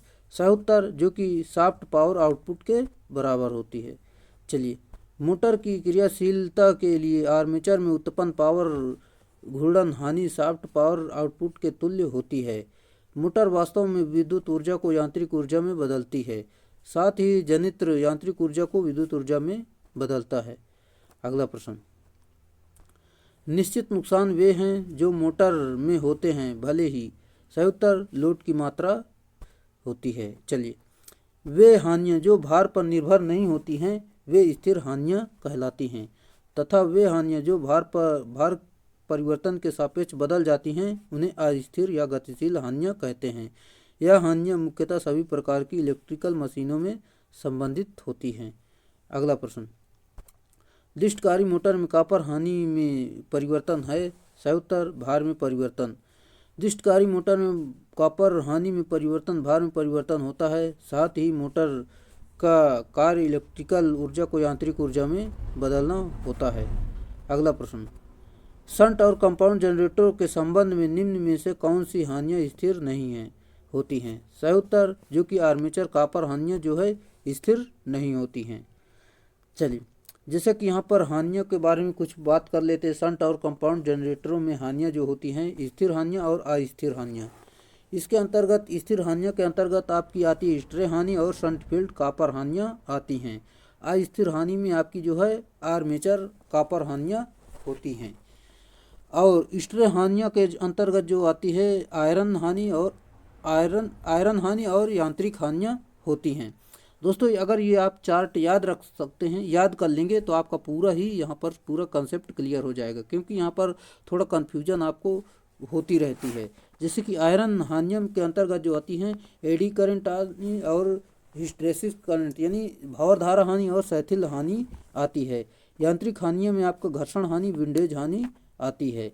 अगला प्रश्न। अगला प्रश्न हमारा दिया गया, जैसे कि इनमें से किस डीसी जनरेटर में प्रकीर्ण हानि यानी स्ट्रे लॉस के रूप में परिभाषित किया जाता है? सही उत्तर यांत्रिक हानि प्लस क्रोड हानि होती है, जो कि स्ट्रे हानि बराबर यांत्रिक हानि प्लस क्रोड हानि के बराबर होती है। चलिए, यांत्रिक हानि बराबर जो कि मैंने आपको अभी पूरा समझा दिया है, जो कि यहाँ पर आपको समझने में दिक्कत नहीं होना चाहिए। बेयरिंग घर्षण हानि प्लस वायु घर्षण हानि और प्लस दिक् परिवर्तक घर्षण हानि होती है। और लव हानि के बारे में बात करते हैं तो लव हानि बराबर शिथिल यानी हिस्टेरेसिस हानि और भंवरधारा हानि होती है, यानी एडी करंट लॉस। अगला प्रश्न। दिए गए फ्लिप फ्लॉप परिपथ का तर्क व्यवहार है। सही उत्तर आपको बताना है इसमें से कौन सा फ्लिप फ्लॉप है। सही उत्तर जो कि टी फ्लिप फ्लॉप, इसका उत्तर दिया गया है। चलिए देख लेते हैं, जैसे कि फ्लिप फ्लॉप परिपथ का तर्क टी फ्लिप फ्लॉप है। टी फ्लिप फ्लॉप में टॉगल या चेंज स्टेट की योग्यता होती है। जैसे कि जेके फ्लिप फ्लॉप की इनपुट को टी फ्लिप फ्लॉप बनाया जा सकता है और टेबल इस प्रकार दिया गया जैसे कि आप देख सकते हैं। चलिए हम अगले प्रश्न की तरफ देख लेते हैं, जैसे कि बाइनरी संख्या 111011 डेसिमल तुल्यांक डैश है। सही उत्तर इसे सॉल्व करेंगे इस प्रकार, जो कि यहाँ पर मैं आपको बता दूँ, इस प्रकार सॉल्व करेंगे। पूरा मान पहले लिख देंगे, फिर 2 की घाते 0, 2 की घाते 1, 2 की घाते इस प्रकार लिखते चले जाएंगे। आपका यहाँ पर सॉल्व कर लेंगे तो आपका यहाँ पर 27 निकल कर आ जाएगा। उम्मीद है दोस्तों ये आपके सवाल समझ में आ रहे हैं। अगर समझ में आ रहे हैं तो वीडियो को लाइक कर दें और अपने दोस्तों में शेयर जरूर करें। अगला प्रश्न आपका दिया गया है 26 का बेस जो है 10 है, बाइनरी पद्धति में लिखा है, तो इसको आपको बताना है इसका सही उत्तर बाइनरी में क्या होगा। राइट आंसर जो कि इस प्रकार सॉल्व करेंगे तो आपका यहाँ पर उत्तर निकल कर आ जाएगा, जो कि 11010 इसका उत्तर आ जाएगा, जो कि इस प्रकार आपको सॉल्व करना, 2 का भाग देके जाना है, जो कि आपका यहाँ पर उत्तर निकल कर आ जाएगा। अगला प्रश्न। अगला हमारा प्रश्न है डीसी मोटर के रियोस्टेट गति नियंत्रण विधि यानी रियोस्टेट स्पीड कंट्रोल मेथड में सीरीज प्रतिरोधक को किसके अंदर लगाया जाता है? सही उत्तर आर्मेचर वाइंडिंग के अंदर लगाया जाता है। चलिए देख लेते हैं इसकी व्याख्या। डीसी मोटर की रियोस्टेट गति नियंत्रण में सीरीज प्रतिरोध को आर्मेचर वाइंडिंग के अंदर लगाया जाता है। ज्ञात रहे मोटर का प्रारंभिक कार्य विद्युत ऊर्जा को यांत्रिक ऊर्जा में परिवर्तित करना होता है। प्रयोग के आधार पर आर्मेचर वाइंडिंग दो प्रकार की होती है, दो भागों में बांटा जाए, जैसे कि लैप वाइंडिंग तथा वेव वाइंडिंग के नाम से जाना जाता है, जो क्रमशः समांतर तथा सीरीज प्रकार की वाइंडिंग होती है। अगला प्रश्न, डीसी शंट मोटर गति नियंत्रण की किस विधि द्वारा कम गति से लेकर सामान्य गति चालित होती है? सही उत्तर आपका हो जाएगा जो कि आर्मेचर प्रतिरोध विधि होती है। चलिए मैं आपको यहाँ पर बता दूं, डीसी मोटर में सामान्य से कम गति के लिए आर्मेचर प्रतिरोध नियंत्रण विधि का प्रयोग किया जाता है तथा सामान्य गति से अधिक अभिवाह नियंत्रण विधि प्रयुक्त की जाती है। अगला प्रश्न, डीसी मोटर के क्षेत्र यानी फील्ड कमजोर होना डैश डैश के रूप में भी जाना जाता है? सही उत्तर नियत शक्ति नियंत्रण विधि के रूप में जाना जाता है। डीसी मोटर के फील्ड कमजोर होना शक्ति नियंत्रण विधि के रूप में भी जाना जाता है। डीसी मोटर में गति नियंत्रण के लिए दो विधियां होती हैं, आर्मेचर वोल्टेज विधि जो कि नियत टार्क होता है और फील्ड फ्लक्स नियंत्रण विधि जो कि नियत पावर ड्राइव होती है। तो शक्ति को स्थिर रखने के लिए फील्ड फ्लक्स को विविध होना चाहिए, टार्क जनरेट होगा और टार्क स्पीड का प्रोडक्ट यानी शक्ति नियत रहेगी। अगला प्रश्न, निम्नलिखित में से किस गति नियंत्रण विधियों में आर्मेचर के साथ सीरीज में जुड़े एक रियोस्टेट की सहायता से आर्मेचर के धारा को परिवर्तित कर गति नियंत्रण हासिल किया जाता है? सही उत्तर आर्मेचर नियंत्रण विधि होती है। चलिए, आर्मेचर नियंत्रण विधि में जब स्पीड सामान्य से कम स्पीड चाहिए होती है तो तब इस विधि का इस्तेमाल किया जाता है। इनमें आर्मेचर के साथ सीरीज में जुड़ी एक रियोस्टेट की सहायता से आर्मेचर की धारा को परिवर्तित कर गति नियंत्रण हासिल किया जाता है। अगला प्रश्न हमारा दिया गया, जैसे कि यहाँ पर मैं आपको बता दूं, डीसी सीरीज की चाल निम्न में से किस पद्धति द्वारा नियंत्रित की जा सकती है? सही उत्तर जैसे कि फील्ड डायवर्टर यानी क्षेत्र डायवर्टर, आर्मेचर डायवर्टर और टैप्ड डायवर्टर और यानी फील्ड वाइंडिंग के समांतर में करके इसके द्वारा भी आपकी गति नियंत्रण की जा सकती है। ये सभी आपके सही उत्तर हैं। चलिए फिर से एक बार आपको बताते हैं जो कि डीसी सीरीज की चाल निम्नलिखित पद्धति द्वारा नियंत्रित की जा सकती है, जैसे कि फील्ड डायवर्टर यानी आर्मेचर डायवर्टर, टैप्ड डायवर्टर और क्षेत्र कुंडलियों को समांतर करके किया जाता है। अगला प्रश्न हमारा दिया गया, जैसे कि यहाँ पर मैं आपको बता दूं, एक 50 हर्ट्ज वाले अपचाई ट्रांसफार्मर यानी स्टेप डाउन ट्रांसफार्मर के प्राथमिक में 400 टर्न है और वह 6000 वोल्ट की आपूर्ति से जुड़ा है। कोर में उत्पन्न होने वाले फ्लक्स का अधिकतम मान क्या होगा? चलिए इसे सॉल्व करते हैं। यहाँ पर मैं आपको बता दूं, आपकी फ्रीक्वेंसी 50 हर्ट्ज दी गई है, टर्न की संख्या जो कि 400 है, यहाँ पर वोल्टेज यहाँ पर 6000 है। फार्मूला आपका दिया गया है जो कि 4.445 FN होता है। फार्मूले पर मान रखेंगे, सॉल्व करेंगे तो आपका यहाँ पर फ्लक्स जो निकल कर आ जाएगा, यहाँ पर मैं आपको बता दूं, फ्लक्स बराबर 0.068 वेबर आ जाएगा, जो कि यहाँ पर ऑप्शन नंबर ए सही उत्तर होगा। अगला प्रश्न हमारा दिया गया, जैसे कि एक ट्रांसफार्मर के प्राथमिक पक्ष पर 200 और द्वितीयक पक्ष पर 20 टर्न हैं। यदि हम इसकी प्राथमिक सतह पर 200 वोल्ट डीसी लागू करते हैं तो द्वितीयक सतह पर वोल्टेज होगा। फिर वही फार्मूले पर मान रखना है, जैसे कि यहाँ पर आपका यहाँ पर डीसी है ना, सॉरी डीसी है तो आपका यहाँ पर द्वितीयक पर जाएगा ही नहीं, प्राथमिक की वाइंडिंग पहले ही जल जाएगी, तो यहाँ पर 0 वोल्ट आपका आ जाएगा। चलिए ट्रांसफार्मर केवल एसी सप्लाई पर ही कार्य करती है, इसलिए यदि इसमें डीसी सप्लाई दी जाती है तो ट्रांसफार्मर जल जाएगी, अतः द्वितीयक वाइंडिंग में 0 वोल्टता मिलेगी। अगला प्रश्न हमारा दिया गया जो कि इस प्रकार है, जैसे कि ट्रांसफार्मर टैपिंग स्विच किस वाइंडिंग से जुड़ा होता है? सही उत्तर आपका हो जाएगा टाइपिंग स्विच जो आपका है, जो कि यहाँ पर मैं आपको बता दूँ ये सीधे आपकी द्वितीयक वाइंडिंग से जुड़ा होता है। चलिए एक बार फिर से आपको बताना चाहेंगे, जो कि ट्रांसफार्मर की टाइपिंग स्विच ट्रांसफार्मर की द्वितीयक वाइंडिंग से जुड़ा होता है। यह एक प्रकार का स्विच होता है। इसे ट्रांसफार्मर कोड के ऊपर चैनल पर क्षैतिज रूप से अथवा ट्रांसफार्मर की टैंक की दीवार के साथ ऊर्ध्वाधर रूप में लगाया जाता है। इससे ट्रांसफार्मर में सेकेंडरी वाइंडिंग का नो नंबर ऑफ टर्न बदल कर उसके वोल्टेज को ±2.5% से लेकर 5% और ±7.5% तक बदला जाता है। अगला प्रश्न,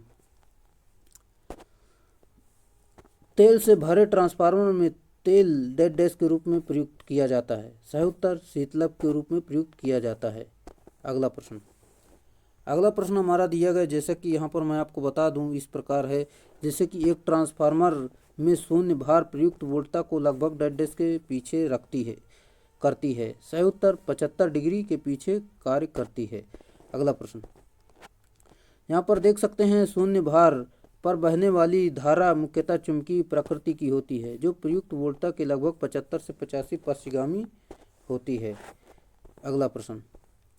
अगला प्रश्न हमारा दिया गया है, एक ट्रांसफार्मर द्वितीयक वक्र में प्रेरित वोल्टेज डेड डैश होता है।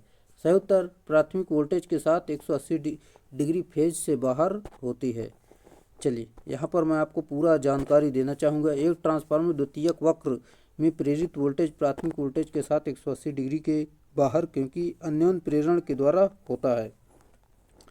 चलिए यहाँ पर पॉइंटों में जानकारी दी गई है, आपको बता दूं, जैसे कि स्टार एवं स्टार संयोजन है तो फेज अंतर शून्य होगा, और डेल्टा एवं डेल्टा संयोजन है तो फेज अंतर शून्य होगा। यानी स्टार स्टार है तो शून्य होगा, डेल्टा डेल्टा है तो शून्य होगा। स्टार एवं इंटर स्टार संयोजन है तो आपका अंतर जो है 180 डिग्री होगा, और डेल्टा एवं इंटर संयोजन डेल्टा है तो फेज अंतर आपका 180 डिग्री होगा। स्टार एवं डेल्टा संयोजन है तो फेज अंतर आपका 30 डिग्री होगा। डेल्टा एवं स्टार संयोजन है तो फेज अंतर 30 डिग्री होगा। उम्मीद है आपको समझ में आया होगा। अगला प्रश्न, एक ऐसा ट्रांसफार्मर जिसमें कोई हानि नहीं होती उसे कहा जाता है आदर्श ट्रांसफार्मर कहा जाता है। इसकी दक्षता जो है 100% होती है। अगला प्रश्न, बिना लोड वाले आदर्श ट्रांसफार्मर प्राथमिक वोल्टेज डेड डैश द्वारा संतुलित की जाती है। सही उत्तर प्राथमिक उत्प्रेरक ईएमएफ इसका उत्तर है। चलिए देख लेते हैं, जो कि बिना लोड वाले आदर्श ट्रांसफार्मर प्राथमिक वोल्टेज प्राथमिक उत्प्रेरित की जाती है। जैसा कि हमें ज्ञात है कि आदर्श ट्रांसफार्मर में किसी भी प्रकार की हानियां नहीं पाई जाती है, अतः इस प्रकार के ट्रांसफार्मर के संलग्न हानियों का मान शून्य होता है। अगला प्रश्न हमारा दिया गया है, हाइड्रोमीटर में निम्नलिखित में से क्या पता लगाया जाता है। सही उत्तर, जो कि यहाँ पर आपका विशिष्ट गुरुत्व का पता लगाते हैं, जो कि द्रव्यों को, यानी ऑप्शन नंबर सी इसका सही उत्तर है। अगला प्रश्न हमारा दिया गया है, सुव्यवस्थित दोष होते हैं। सही उत्तर, जो कि यंत्र पर्यावरण एवं अवलोकन होते हैं, यानी दोष होते हैं। अगला प्रश्न हमारा दिया गया, जो कि इस प्रकार है, ऐसा फ्लावोमीटर जो घनत्व में मुक्त बहाव का मापन करता है। सही उत्तर, जो कि यहाँ पर ओरिफिस मीटर हो, यानी आपका इलेक्ट्रोमैग्नेटिक फ्लो मीटर होता है, यानी विद्युत चुंबकीय फ्लावोमीटर होता है। चलिए यहाँ पर आपको फिर से एक बार बता दूं, विद्युत चुंबकीय फ्लावोमीटर जो घनत्व में मुक्त बहाव का मापन करता है। अगला प्रश्न हमारा दिया गया, विद्युत दाब पूरित प्रेषक का एक तत्व नहीं है। आपको बताना इसमें से कौन नहीं है। सही उत्तर आपका हो जाएगा, जो कि फ्लेपर नोजल तंत्र, यानी ये नहीं है। जैसे कि फ्लेपर नोजल तंत्र विद्युतीय दाब पूरित प्रेषक का एक तत्व नहीं है। एलवीडीटी यानी बेलोस तथा संचलन प्रवर्धन विद्युत दाब पूरित प्रेषक का तत्व है। अगला प्रश्न हमारा दिया गया, जैसा कि यहाँ पर मैं आपको बता दूं, किसी कैपेसिटर टाइप फैन मोटर में कॉइल की संख्या 16 हो तो प्रत्येक कॉइल की संख्या क्या होगी। सही उत्तर, जो कि 8 होगी। चलिए, कुल कॉइल की संख्या 16 है। तो कैपेसिटर टाइप फैन मोटर में दो समूह होते हैं, जो कि प्रत्येक में समूह में कॉइल की संख्या 16/2 यानी 8 होगी, 8 कॉइल होगी, जो कि मैंने आपको बता दिया। अगला प्रश्न, एक कैपेसिटर एसी मोटर लोड के पावर फैक्टर की वैल्यू को तब बढ़ाता है जब यह डैश डैश से जुड़ा होता है। सही उत्तर, मोटर के साथ पैरेलल में जुड़ा होता है तभी बढ़ाता है। जैसा कि यहाँ पर मैं आपको बता दूं, एक कैपेसिटर एसी मोटर में लोड के साथ पावर फैक्टर वैल्यू को मोटर के साथ पैरेलल में जुड़ कर बढ़ा देता है, क्योंकि कैपेसिटर पैरेलल में जुड़ जाने के कारण करंट व वोल्टेज में फेज आ जाते हैं और उनके बीच को कोण कम हो जाता है। अगला प्रश्न, निम्न में से किस मोटर का प्रयोग छत के पंखे में किया जाता है? सही उत्तर, परमानेंट कैपेसिटर यानी स्थायी कैपेसिटर का प्रयोग हम करते हैं। जैसे कि स्थायी कैपेसिटर मोटर का प्रयोग छत के पंखों में किया जाता है। यह कैपेसिटर स्टार्टिंग वाइंडिंग के सीरीज क्रम में संयोजित रहती है। पंखों में प्रयुक्त स्थायी कैपेसिटर का मान 2 से 4 माइक्रोफैरड होता है। अगला प्रश्न, एक सीलिंग फैन जिसमें धारा के प्रारंभ मोटर यानी कैपेसिटर स्टार्ट मोटर में लगी है, स्विच बंद करने पर घूमती नहीं है। यदि उसे किसी दिशा में धक्के से घुमा दिया जाए चलने लगती है, तो इसका क्या कारण है? आपको सिंपल सा है, खुला धारक यानी ओपन कैपेसिटर है। एक सीलिंग फैन में जिसमें धारा प्रारंभ मोटर में स्विच में बंद करने पर घूमती नहीं है और उसे किसी दिशा में धक्के से घुमा दिया जाए तो वह चलने लगती है। इसका कारण है कैपेसिटर खुला है। अगला प्रश्न आपको बताना है, जैसे कि यहाँ पर मुख्य वाइंडिंग यानी मेन वाइंडिंग दी गई है और स्टार्टिंग वाइंडिंग दी गई है। चलिए, यहाँ पर आपका सप्लाई वोल्टेज दिया गया है। चलिए, यहाँ पर पूरा आपका जैसे कि इसका सही उत्तर होगा, जो कि जिसमें कि स्टार्टिंग वाइंडिंग मेन वाइंडिंग वो सीलिंग फैन में आपकी होती है। चलिए, अगला प्रश्न हमारा दिया गया है, इंडक्शन मोटर की परिचालन गति क्या है? इंडक्शन मोटर की जो परिचालन गति है आपको बताना है इसमें से क्या है। सही उत्तर इसका हो जाएगा जैसे कि लोड की वृद्धि के साथ थोड़ी कम हो जाती है। चलिए, इंडक्शन मोटर में परिचालन गति लोड की वृद्धि के साथ थोड़ी कम हो जाती है। लोड बढ़ने से धारा का मान बढ़ जाता है। अगला प्रश्न, 3 फेज इंडक्शन मोटर में वृत्त आरेख में वृत्त का व्यास क्या दर्शाता है? आपको बताना है इसमें वृत्त का व्यास क्या दर्शाता है। सही उत्तर रोटर करंट को दर्शाता है। चलिए, जैसे कि 3 फेज इंडक्शन मोटर में वृत्त आरेख में वृत्त का व्यास डायमीटर यानी रोटर करंट को प्रदर्शित करता है। 3 फेज इंडक्शन मोटर वृत्त आरेखों को दर्शाने के लिए निम्न परीक्षण किए जाते हैं, जैसे कि शून्य भार परीक्षण, लघु पथ परीक्षण और स्टेटर प्रतिरोध परीक्षण होता है। चलिए, अगला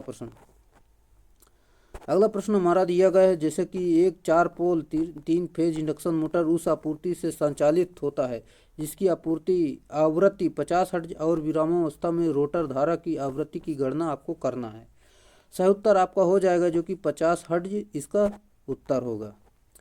जैसे कि एक 4 पोल 3 फेज इंडक्शन मोटर उस आपूर्ति से संचालित जिसकी आवृत्ति 50 हर्ट्ज है, तो विरामावस्था में मोटर धारा की आवृत्ति 50 हर्ट्ज, क्योंकि आवृत्ति समान रहती है एसी में। अगला प्रश्न, 10% पाथांतर यानी सर्पण पर चलने वाली एक 3 फेज मोटर की अधिकतम संभाव्य गति होगी। सही उत्तर आपका हो जाएगा जो कि यहाँ पर सिंपल सा है, रोटर गति बराबर यानी एनआर बराबर यानी सिंक्रोनस स्पीड यानी आपकी 1 - s होती है। इस फार्मूले पर आपको मान रखना है, जो कि यहाँ पर देख सकते हैं। इस फार्मूले पर मान रखेंगे तो आपका सिंपल सा है, उत्तर निकल कर आ जाएगा 2700 RPM आ जाएगा। Option number A right answer है। चलिए, अगला प्रश्न हमारा दिया गया है, यदि एक 6 पोल यानी 6 ध्रुवी 50 हर्ट्ज पिंजरी यानी स्क्वायरल प्रेरण मोटर की पूर्ण भार गति पर 960 RPM है, तो अर्ध भार पर उसकी गति क्या होगी? सिंपल सा है, वही यही फार्मूले पर मान रखेंगे जो कि इस प्रकार है। यह फार्मूला जैसा कि आपका दिया गया एनआर बराबर 1 - s यानी स्लिप गुणे यानी आपकी सिंक्रोनस स्पीड, इस फार्मूले पर मान रख देंगे तो सिंपल सा आपका निकल कर आ जाएगा। जैसे कि यहाँ पर मैं आपको बता दूँ, जैसे कि फार्मूले पर मान रखने पर स्लिप यहाँ पर 4% आ जाएगी। फिर इसके बाद यहाँ पर एनआर बराबर निकालेंगे, यहाँ पर दूसरी वाली निकालेंगे तो यहाँ पर दूसरी आ जाएगी, जो कि यहाँ पर देख सकते हैं। इसे सॉल्व करेंगे तो सिंपल सा 980 RPM जो कि यहाँ पर आपका ऑप्शन नंबर सी सही उत्तर हो जाएगा 980 आरपीएम। उम्मीद है दोस्तों आपको समझ में आया होगा ये सवाल। अगर नहीं समझ में आया तो मैं आपको धीरे धीरे सरका कर दिखा देता हूँ, जो कि आपको यहाँ पर देख लेना है, आपको समझ में आ जाएगा। और दोस्तों अगर आपको वीडियो पसंद आ रहा है तो वीडियो को लाइक करें और अपने दोस्तों में अधिक से अधिक इसे शेयर जरूर करें। चलिए, एक पॉलीफेज इंडक्शन मोटर की गति हमेशा डैश डैश होनी चाहिए। सही उत्तर तुल्यकालिक गति से कम होनी चाहिए। एक पॉलीफेज इंडक्शन मोटर की गति हमेशा तुल्यकालिक गति से कम होनी चाहिए। मोटर के घूमने वाली चुंबकीय फील्ड की गति को तुल्यकालिक गति कहा जाता है। अगला प्रश्न हमारा जैसे कि इस प्रकार है, जो कि किसी अल्टरनेटर द्वारा उत्पादित विद्युत वाहक बल की आवृत्ति डैश डैश पर निर्भर करती है। सही उत्तर आपका हो जाएगा, जो कि यहाँ पर जैसे कि विद्युत वाहक बल की गति जो होती है पोल्स की संख्या पर और यहाँ पर मैं आपको बता दूँ इसकी संख्या पर, पोल्स की संख्या पर, यानी पोल्स की संख्या तथा घूर्णन की गति पर निर्भर करती है। जो कि यहाँ पर देख सकते हैं, किसी अल्टरनेटर द्वारा उत्पादित विद्युत वाहक बल की आवृत्ति पोल्स की संख्या तथा घूर्णन की गति पर निर्भर करती है। जो कि इस फार्मूले पर आप सिंपल से जान जाएंगे, जो कि F बराबर PN/120 होता है। चलिए अगला प्रश्न हमारा दिया गया है, जैसे कि एक 4 पोल अल्टरनेटर को 1500 आरपीएम पर घुमाया जाता है तो उत्पन्न विद्युत वाहक बल की अवधि क्या होगी। सिंपल सा है, पूरा मन रखेंगे, जो कि विद्युत वाहक बल आपका निकल कर आ जाएगा। फार्मूला मैं आपको बता दूं वही वाला, आवृत्ति जो कि F बराबर जो कि PN/120 यहाँ पर मान रख के सॉल्व करेंगे तो यहाँ पर 50 हर्ट्ज आ जाएगी। तो उत्पन्न विद्युत वाहक बल की अवधि काल पूछा है, तो यहाँ पर आवृत्ति जितनी आ गई इससे अवधि काल 1/F होता है, तो यहाँ पर भाग देंगे तो आपका 20 मिली सेकेंड आ जाएगा, जो कि यहाँ पर ऑप्शन नंबर सी सही उत्तर है। अगला प्रश्न हमारा दिया गया, जैसे कि यहाँ पर मैं आपको बता दूं अगला प्रश्न। चलिए, एक अल्टरनेटर में किसी उद्योगशाला में विभिन्न प्रकार के लोड संयोजित है। यदि फेज क्रम में RYB का स्थान RBY कर दिया जाए तो क्या होगा। सही उत्तर जो कि 3 फेज मोटर प्रभावित नहीं, यानी प्रभावित आपका नहीं होंगे, यानी प्रभावित होंगे, यानी आपका बदल दिया जाए फेज तो आपके प्रभावित हो जाएंगे। चलिए एक बार फिर से व्याख्या के माध्यम से आपको बता दूं, जो कि एक अल्टरनेटर किसी उद्योगशाला में विभिन्न प्रकार के लोड से संयोजित है। यदि फेज क्रम में RYB के स्थान पर RBY कर दिया जाए तो 3 फेज मोटर लोड पर प्रभावित होंगे। अगला प्रश्न हमारा दिया गया है, विद्युत उत्पादन केंद्रों पर प्रयुक्त अल्टरनेटर सामान्यतः डैश डैश प्रकार के होते हैं। सही उत्तर स्थिर आर्मेचर प्रकार के होते हैं। अगला प्रश्न, लघुकृत यानी शॉर्ट सर्किट कुंडलियों के लिए एक मोटर के विद्युत रोधी परीक्षण हेतु उपयोग किए जाने वाले विद्युत उपकरण को डैश डैश कहा जाता है। सही उत्तर ग्राउलर कहा जाता है। चलिए, शॉर्ट सर्किट वाइंडिंग के लिए एक मोटर के विद्युत रोधी परीक्षण हेतु उपयोग किए जाने वाले विद्युत उपकरण को ग्राउलर कहा जाता है। विद्युत रोधी इंसुलेटर, जिसे आम भाषा में कुचालक कहते हैं, यह कुचालक विद्युत प्रवाह में अवरोध उत्पन्न करता है। इस परीक्षण को करने का उद्देश्य कुंडलियों के आपसी शॉर्ट सर्किट की जांच करना होता है। यह कुचालक मान लगभग 1 मेगा ओम के पास में होता है। अगला प्रश्न, आकृति में दर्शाए गए क्रोड प्रकार के पैरामीटर ट्रांसफार्मर वाइंडिंग अभिकल्पित मान मिलान करना है आपको। चलिए यहाँ पर आपका सही उत्तर हो जाएगा, जो कि बेलनाकार वाइंडिंग यानी कुंडलन होती है।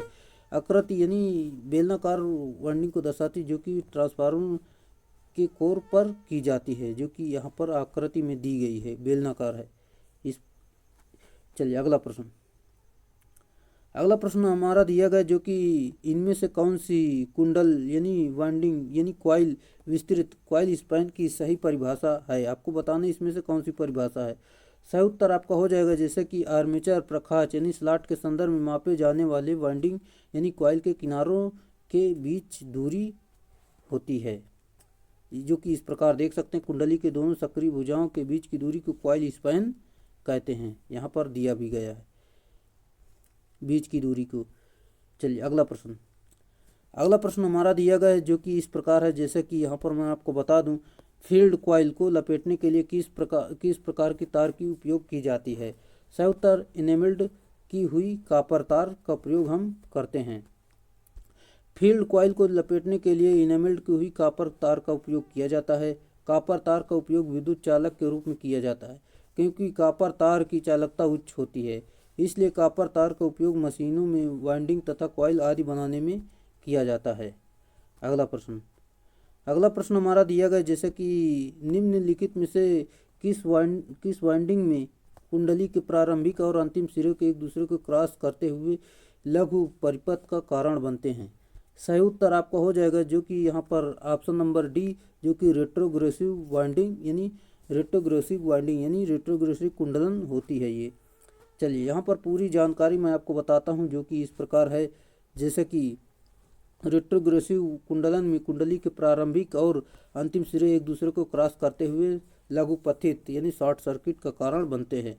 रेट्रोग्रेसिव वाइंडिंग में जब वाइंडिंग लीड्स को कम्यूटेटर सेगमेंट के साथ इस प्रकार संयोजित किया जाता है कि वे एक दूसरे को ओवरलैप करें और वाइंडिंग के आगे बढ़ने की दिशा की विपरीत दिशा में आगे बढ़े तो ऐसी वाइंडिंग रेट्रोग्रेसिव वाइंडिंग कहलाती है, जो कि इस प्रकार देख सकते हैं। चलिए, इस संयोजन में कम्यूटेटर पिच वाई का मान 1 रखा जाता है और रेट्रोग्रेसिव वाइंडिंग में कम्यूटेटर साइड से देखने पर वाइंडिंग वारंवार दिशा में आगे बढ़ती है। अगला प्रश्न हमारा दिया गया जो कि इस प्रकार है जैसे कि अवक्षय परत किसके कारण होता है? सही उत्तर पुनः संयोजन के कारण होता है। अवक्षय परत प्रायः पुनः संयोजन के कारण होता है। अवक्षय निर्माण के फलस्वरूप जंक्शन का निर्माण होता है। जिस प्रकार का डायोड में पी तथा एन प्रकार के सेमीकंडक्टर मिलकर पीएन जंक्शन का निर्माण करते हैं। याद रहे, इस स्थिति में पश्च अभिन्नत होने पर माइनॉरिटी या ऊष्मीय धारा बहती है। अगला प्रश्न, डेड डैश एक आंतरिक अर्धचालक है। सही उत्तर छिद्र और इलेक्ट्रॉन दोनों अर्धचालक हैं। छिद्र तथा इलेक्ट्रॉन एक आंतरिक अर्धचालक है। छिद्र वास्तव में इलेक्ट्रॉन की अनुपस्थिति को दर्शाता है। याद रहे, एक इलेक्ट्रोस्टैटिक अर्धचालक में ग्रुप 3 तथा 5 की अशुद्धि मिलाई जाती है, जो क्रमशः 3 तथा n प्रकार की अशुद्धि होती है। अगला प्रश्न, अर्धचालक में किस प्रकार के इलेक्ट्रॉन युग्म उपस्थित होता है? सही उत्तर होमोपोलर उपस्थित होता है। अर्धचालक में होमोपोलर इलेक्ट्रॉन युग्म उपस्थित रहते हैं तथा समानता अर्धचालकों में सहसंयोजक बंध उपस्थित रहते हैं। अगला प्रश्न, एक शुद्ध अर्धचालक में अशुद्धताएं संकलित की जाने की प्रक्रिया क्या कहलाती है? सही उत्तर डोपन कहलाती है। चलिए यहाँ पर हम देखते हैं जो कि एक शुद्ध अर्धचालक में अशुद्धियाँ मिलाने की प्रक्रिया को डोपिंग कहते हैं। अर्धचालक में सामान्यतः ट्राईवैलेंट तथा पेटावैलेंट अशुद्धियाँ मिलाई जाती हैं। जब ट्राईवैलेंट अशुद्धियाँ मिलाई जाती हैं तो पी प्रकार का एक्सट्रिंसिक अर्धचालक बनता है। इस प्रकार के पेटावैलेंट अशुद्धियाँ मिलाने पर एन प्रकार के एक्सट्रिंसिक अर्धचालक बनता है। अगला प्रश्न, यदि उल्टा ढलान की मात्रा एक निश्चित मान से अधिक बढ़ जाती है तो धारा की तीव्रता अचानक बढ़ जाती है। इसे डेड डैश के रूप में जाना जाता है।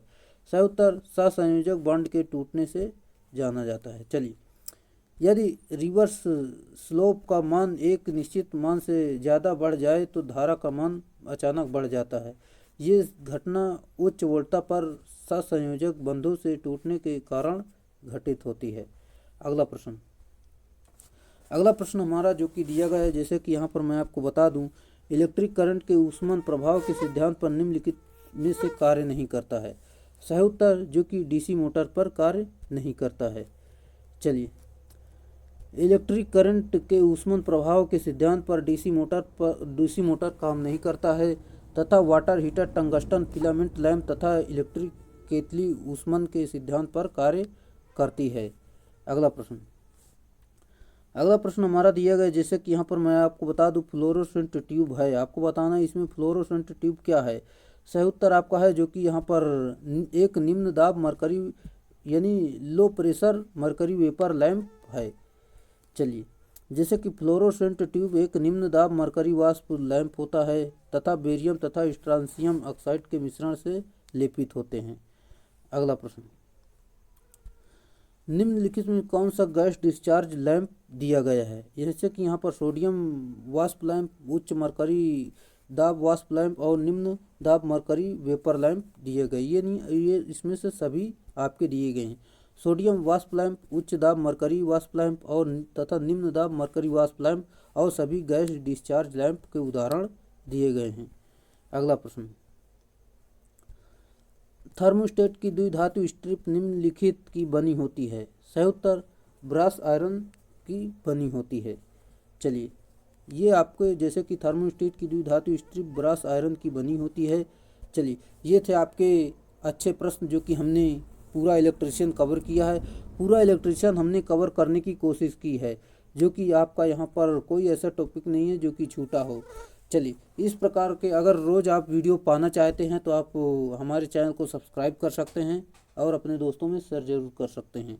चलिए, आज के लिए इतना ही रखेंगे। अगर आपको वीडियो अच्छा लगा हो तो वीडियो को लाइक कर दें। आज के लिए इतना ही, फिर मिलेंगे नेक्स्ट वीडियो में, तब तक के लिए बाय।